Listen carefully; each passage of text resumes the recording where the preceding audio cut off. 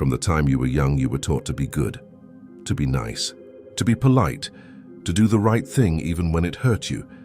And for a while, it worked, people smiled, they approved, you were accepted. But somewhere along the way, you noticed something. The people who got ahead weren't always good. The ones who spoke the loudest were often the most selfish. The ones who controlled the room didn't do it with kindness. They did it with clarity, with boundaries, with unapologetic presence. And suddenly your goodness started to feel like a trap. Machiavelli didn't believe in goodness for its own sake. He believed in truth, in power, in seeing the world not as we wish it were, but as it actually is. And the truth? Being good doesn't guarantee love. Being good doesn't prevent betrayal. Being good doesn't stop people from using you. If anything, your goodness makes you easier to manipulate because you're trained to doubt yourself the moment someone disapproves. Now let's be clear, this isn't a call to cruelty. This isn't a rejection of kindness. This is a wake-up call. Because if your goodness comes at the cost of your truth, it's not goodness, it's self-abandonment. Machiavelli saw the world as a battlefield of perception. He believed power didn't just belong to the strong. It belonged to the clear, the person who knows their role, who doesn't fold to guilt, who doesn't give their soul away just to be seen as nice. And if that sounds harsh, ask yourself, how many times have you silenced your voice to avoid conflict? How often do you tolerate disrespect just to keep the peace? When was the last time you chose yourself, even when it made others uncomfortable? That's not strength. That's survival mode, and eventually it will hollow you out, Machiavelli would say. It is much safer to be feared than loved, if one must choose. But here's how you update that in a modern soul context. It is much safer to be respected than to be liked, especially if being liked requires you to betray yourself. Because here's the truth. Most good people never admit. You resent how much you give. You're exhausted from carrying other people's emotions. You're angry, not because people take too much, but because you keep giving without limit. And underneath that, shame because you think saying no makes you bad, that having needs makes you selfish, that drawing boundaries means you're unkind. But that's the programming talking. That's the be good no matter what narrative. That's not soul wisdom. Soul wisdom says, I can be kind without being silent. I can be loving without being a doormat. I can serve truth without sacrificing myself. Machiavelli didn't write for cowards.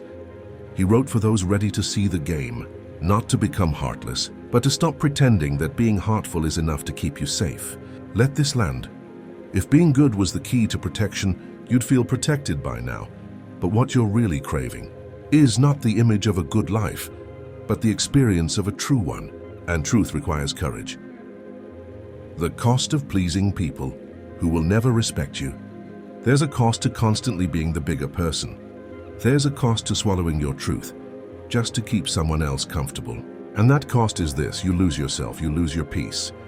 In exchange for their approval, you lose your time, trying to fix what they refuse to take responsibility for. You lose your voice, because it always feels like it's too much, and in return, they give you more expectations, more silence, more ways to feel like you're never quite enough. Machiavelli didn't believe in sacrificing the self to please the collective. He believed in strategy. Because not everyone deserves your honesty. Not everyone deserves your softness. Not everyone has earned access to your inner world. But we weren't taught that. We were taught to be emotionally available at all times, to explain ourselves when we say no. If this content is making sense to you, then click the subscribe button and subscribe to the channel. Thank you for your support. To second-guess our boundaries if someone gets upset. Because in many families, love was a reward for being useful, and now even as an adult, you confuse value with obedience. You confuse loyalty with self-erasure. But Machiavelli asks, what is a man who, to be loved, must become weak? What he means is this: if love costs you your power, it's not love. If connection demands your silence, it's not connection. And if someone only respects you, when you make yourself small, that respect was never real. You've been taught that being liked is the goal, but being liked is fragile. One disagreement, one inconvenient truth, one moment of unapologetic self-worth, and it's gone. So here's the shift. Stop trying to please people who benefit from your self-doubt. Stop giving second chances to people who treat your boundaries like a challenge. Stop explaining yourself to people who only listen to respond, not to understand. It's not rude to protect your peace. It's not cruel to leave a conversation that keeps hurting you. It's not selfish to stop performing for people who never clapped for your truth. There is no virtue in being endlessly available. There is no prize for tolerating disrespect gracefully. There is no spiritual badge for betraying your intuition just to avoid making someone else uncomfortable. Machiavelli wrote for people who wanted to rule, not others but themselves. And in a world that's addicted to validation, the most radical act is self-respect. Let me ask you, what would your life look like if you stopped filtering your voice? What would change if you no longer explained your boundaries? Who would fall away if you stopped prioritizing their comfort over your clarity? These questions are not just rhetorical, they are revealing. They show you what your goodness has cost you. And more importantly, they show you what you can reclaim. Machiavelli would not tell you to be cruel. He would tell you to stop leaking power to people who've already shown you who they are. And you don't need to announce your exit. You don't need to write a dramatic final message. Just stop showing up. Where your soul is being starved, this is the real work. Not becoming heartless, but becoming whole. Not performing goodness, but practicing alignment. And when you do that, your energy will shift so dramatically that the people who once fed on your guilt won't even recognize you anymore. They'll call you cold. They'll say you've changed. They'll say you've lost your heart. Let them, because they were never speaking to the real you anyway. They were speaking to the version you created, to keep peace at your own expense, and that version is done. When kindness becomes a cage, and how to step out of it.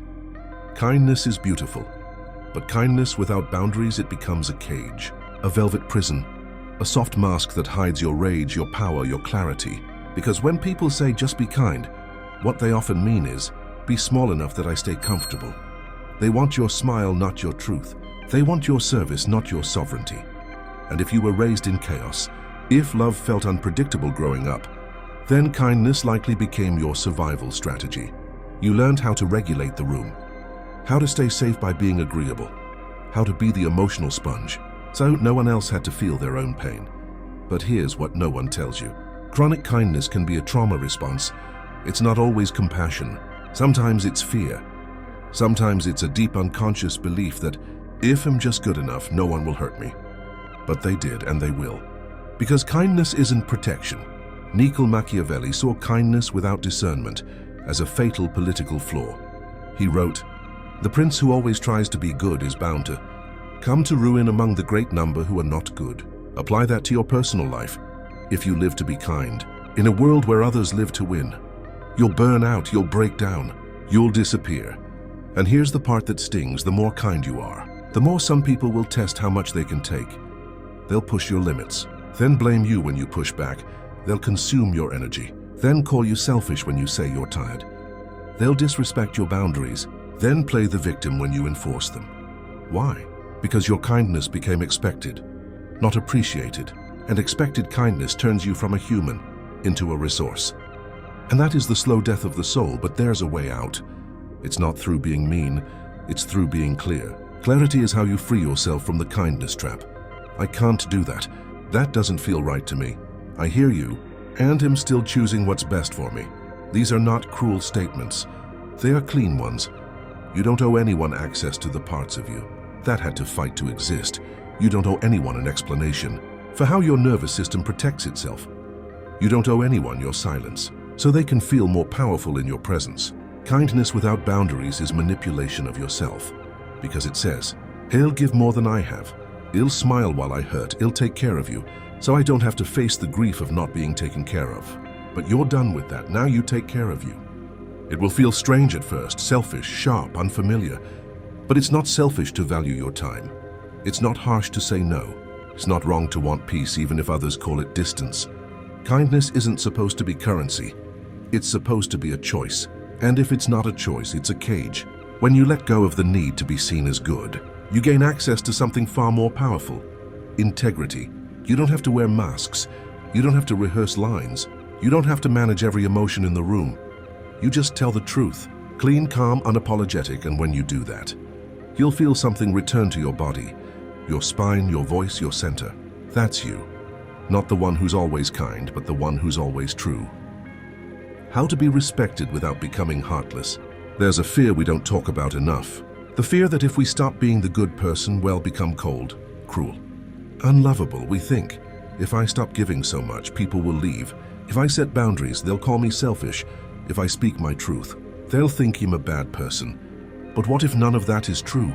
What if the people who vanish were never really connected to you, only to your compliance? Machiavelli understood this duality. He didn't tell people to be cold. He told them to be measured. He knew that in a world of manipulation, the person who survives isn't the one who's always good. It's the one who's clear about when to be soft and when to be steel. Let's get real. You can't build a life on being liked, because being liked is emotional weather. It changes without warning. What you can build on, respect. Respect isn't about fear. It's about clarity. When you stop over-explaining, people listen. When you say what you mean, people adapt. When you no longer react from guilt, people adjust. You don't need to be loud. You just need to be certain. Because certainty cuts through noise. It quiets manipulators. It teaches people how to treat you without a single raised voice. Let this sink in. Every time you betray yourself to be seen as nice, you teach others to ignore your truth. But when you walk in your truth, you teach others how to meet you or leave. Either way, you win. Now here's where people get stuck. They think they have to choose. Either be kind and weak, or strong and heartless. But Machiavelli was pointing to something subtler. Be both. Not half and half, but fully both at the right time. Kindness, when grounded in self-respect, becomes grace. Strength, when grounded in empathy, becomes leadership. You don't have to swing between extremes. You just have to stop apologizing for having depth. Let's put it into practice. The next time someone crosses a boundary, pause. Not to shrink, but to decide what you want. The next time someone guilt trips, you ask, is this my responsibility?